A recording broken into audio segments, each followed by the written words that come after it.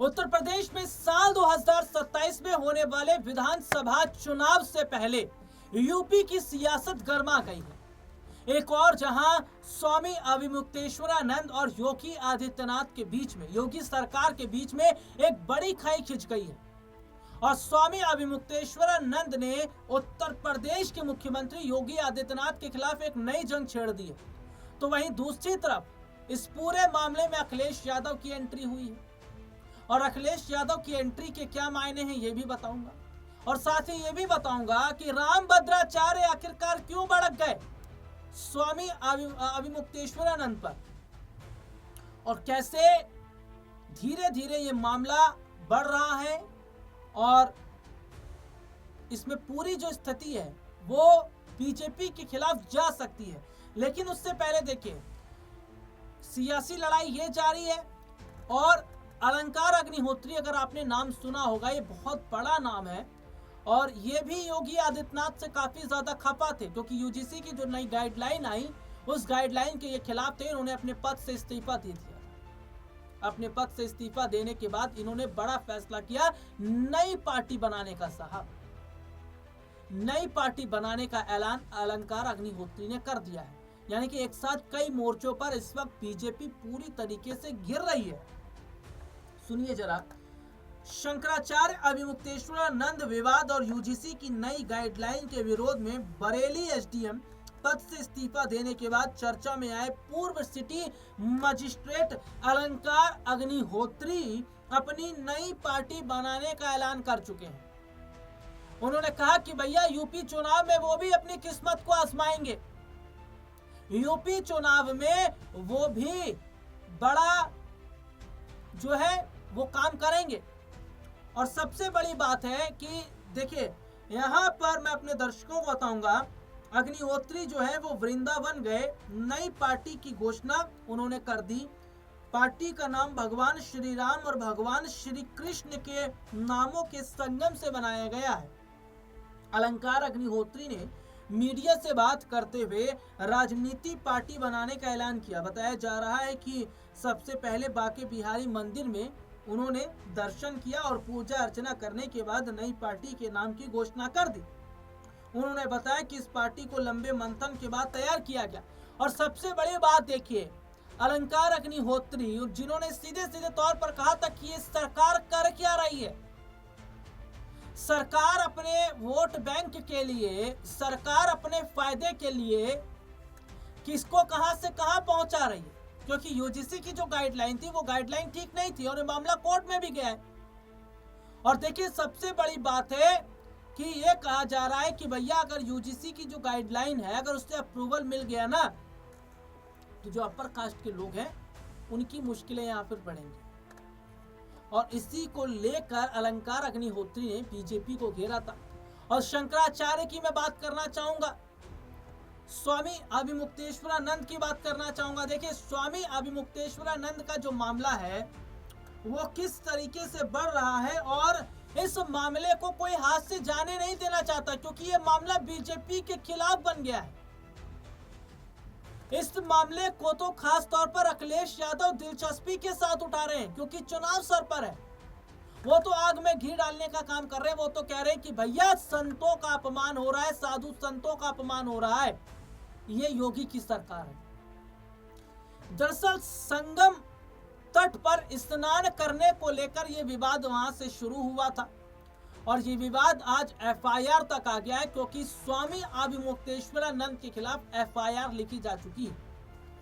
जिस शख्स ने एफआईआर स्वामी अविमुक्तेश्वरानंद के खिलाफ लिखवाई है वो जगत गुरु रामभद्राचार्य के करीबी माने जाते हैं। हालांकि ये कहा जा रहा है कि जो रामभद्राचार्य के करीबी जिन्होंने एफआईआर लिखवाई है उन पर खुद बहुत सारे ऐसे मामले हैं, ऐसे मुकदमे हैं जो दर्ज है, उन पर रेप तक के आरोप है और बहुत सारे आरोप उनके ऊपर है। तो यहाँ पर देखिए, कहा जा रहा है कि भैया जो स्वामी अविमुक्तेश्वरानंद है ना, स्वामी अविमुक्तेश्वरानंद, उन्हें यहाँ फंसाने की कोशिश की जा रही है। जगत गुरु रामभद्राचार्य का जो स्टेटमेंट आया था जिसमें उन्होंने सीधे सीधे तौर पर कहा था कि जो स्वामी अविमुक्तेश्वरानंद है उन्होंने गलत किया है। और देखिए कैसे मैं अगर यहाँ पर बात करना चाहूंगा अखिलेश यादव की, तो आप इस बात को समझिएगा कि अखिलेश यादव का एक पहले से नैरेटिव है, पहले से उनका जो सेट है वो पीडीए का पूरा है। क्योंकि यहाँ पर हम ये देख रहे हैं कि पीडीए को लेकर हमेशा से वो अटल रहे हैं, पिछड़ा, दलित, आदिवासी। और ऐसे में देखा जा रहा है कि भैया नसीमुद्दीन सिद्दीकी ने भी समाजवादी पार्टी का दामन थामकर पूरी तस्वीर को बदलने का काम किया। अब नसीमुद्दीन आजम की जगह कितना ले पाएंगे, नहीं ले पाएंगे, तो वक्त तय करेगा। लेकिन नसीमुद्दीन को कम नहीं आका जा सकता। भैया ये नसीमुद्दीन सिद्दीकी वही है जो बसपा में एक वक्त में इनका रौला चलता था। ये नसीमुद्दीन सिद्दीकी वही है जिनका एक वक्त में बसपा के अंदर बहुत बड़ा, मैं कहूं तो उनका दबदबा था। जब सरकार बसपा की हुआ करती थी, वो बात अलग है, बसपा को छोड़े कांग्रेस में आए, फिर कांग्रेस को छोड़े सपा में आए। हालांकि पश्चिमी उत्तर प्रदेश के मुसलमानों पर पकड़ रखते हैं नसीमुद्दीन सिद्दीकी, लेकिन उनका खेल बिगाड़ने के लिए भाईजान यानी एआईएमआईएम प्रमुख असदुद्दीन ओवैसी की एंट्री हुई। और इस पूरे मामले को आप इस तरीके से समझिए कि जो उत्तर प्रदेश का जो चुनाव है ना साहब 2027 का, इस यूपी के 2027 के चुनाव को जीतने के लिए पूरी ताकत इस वक्त लगाई जा रही है। पूरी ताकत लगा रही है बसपा, पूरी ताकत लगा रही है समाजवादी पार्टी और बीजेपी भी। क्योंकि ये चुनाव हाथ से ना तो बसपा जाने देना चाहती है, ना समाजवादी और ना ही बीजेपी। क्योंकि उन्हें पता है कि 27 का जो चुनाव है उसको कैसे भी करके जीतना है। और इसीलिए अखिलेश यादव के हाथ में बैठे बिठाए जो मुद्दा मिल गया, इस मुद्दे को वो जाने नहीं दे रहे। वो कह रहे हैं कि भैया जब स्वामी अविमुक्तेश्वरानंद जब हट पर बैठे थे ना, वो सर्दी का समय था, सर्दी का वो वक्त था और ठिठुरन भरी हवा चल रही थी।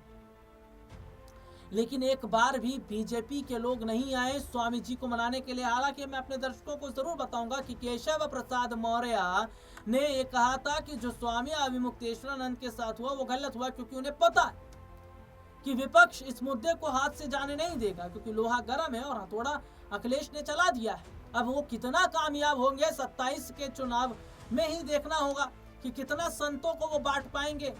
लेकिन उससे पहले देखिए सबसे बड़ी बात है कि बीजेपी के लिए इस वक्त मुश्किलें तो हैं। क्योंकि देखिए एक कहावत कही जाती है कि दुश्मनों के बारे में तो पता होता है कि ये दुश्मन है, लेकिन जब अंदर बैठे लोग ही आपके अपने दुश्मन बन जाए तो इससे बड़ा फिर क्या होगा। और ऐसा ही हो रहा है, क्योंकि कोशिश है कि योगी आदित्यनाथ को सत्ता से हटाया जाए, योगी आदित्यनाथ को बैक टू पवेलियन भेजा जाए। कोशिश अंदर खाने से भी हो रही है, क्योंकि वो ये सोच रहे हैं कि भैया योगी अगर जीत गए तो उनका दिल्ली का रास्ता आसान हो जाएगा। और जनता भी यही कह रही है। लेकिन जनता क्या कह रही है? जनता ने क्या कहा? योगी से बैर नहीं और मोदी शाह की खैर नहीं। क्योंकि जनता इस बात को समझ रही कि भैया प्लान हो क्या रहा है।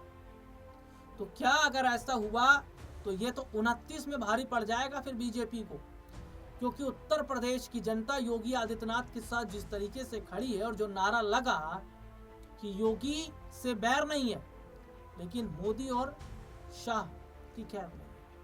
तो ऐसे में ये जो चीजें हैं ये 29 के चुनाव में बीजेपी के लिए बड़ा झटका पहुंचा सकती है। अब देखना होगा कि क्या वाकई बड़ा नुकसान लोकसभा के चुनाव में बीजेपी को उठाना पड़ेगा और यूपी चुनाव में आखिरकार किस राजनीतिक पार्टी की किस्मत चमकेगी।